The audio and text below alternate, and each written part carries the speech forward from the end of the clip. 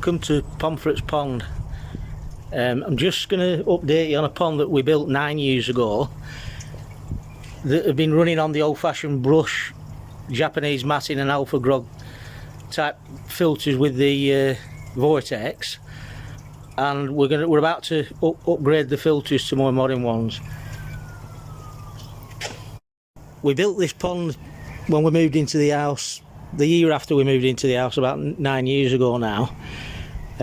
We made some mistakes. There's a bit of a leak at the back of the waterfall, that's why it's not running at the moment. All that embankment was just bare soil, so we've done a bit of planting, chopped the conifers down. There's a bit of wisteria growing up that one. The plan is to grow that across the top of them. Put some netting there for the ivy to grow up. Considering it's been a basic old-fashioned type filter, the fish have been thriving okay, but it's a bit of a chore to keep climbing down this filter pit every week and literally hosing removing the brushes, hosing them down. I'll just take and show you the filters. I've just removed the brushes, ready to hose them. So it was Vortex, large Vortex. I've just hoovered that out. Bottom drain. This pipe goes from the bottom drain into the Vortex. Then this pipe comes from the top of the Vortex into the first chamber, which was the brushes that I've just showed you. Then it goes over that weir and up and underneath the Japanese matting, then over that weir and up and under the final one, which is I know there's tubes in there, but there's 2 bags of alpha grog, and then this pumps 12,000 litres an hour.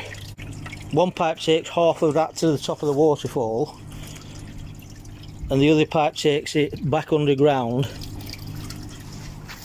and into the pond again. Now we're going to replace this Vortex with a sieve filter. I'll just take it across and show you, but I've just removed a bucket of water.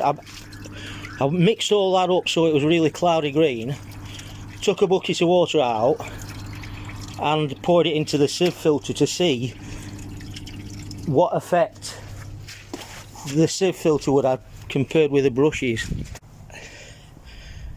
And this is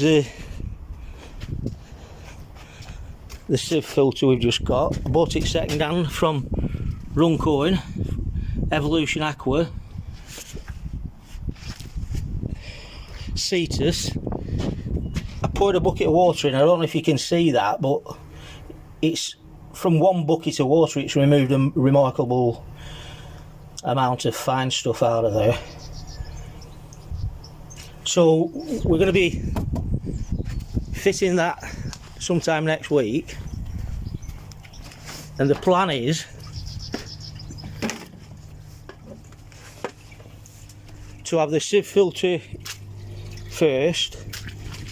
We'll run the 4-inch bottom drain pipe around here, bend it round to the back and into the sieve,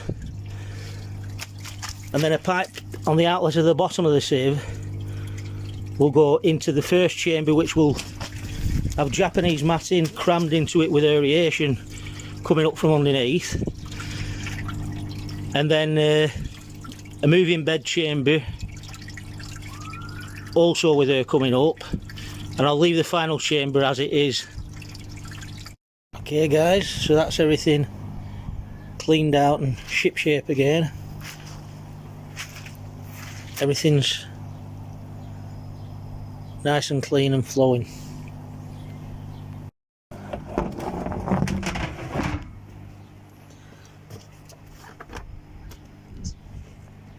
The other thing I didn't mention earlier on, there's a Yamitsu 55 UV filter on the return pipe to the pond, and I've got an air pump down here that's sending her to 2 air stones that are in the pond itself. Another mistake we made when I built this decking, we built it so that you could actually walk on it, and there's astroturf on the other side so it blends in with the grass. But we put 2 massive planks here, which makes it hard work when I'm opening the hatches, so they're going to go, and I'll replace them with probably plastic water pipe of the same thickness that's going to be just as strong but a lot lighter to open. So that's the filter pit with the lid down now, and the plastic grass does blend in with the normal grass, and you can't really see it. So as I said, the next video will be fitting this filter, but in between then I have got some still photographs from when we built the pond 9 years ago, so I will upload another video of the pond build.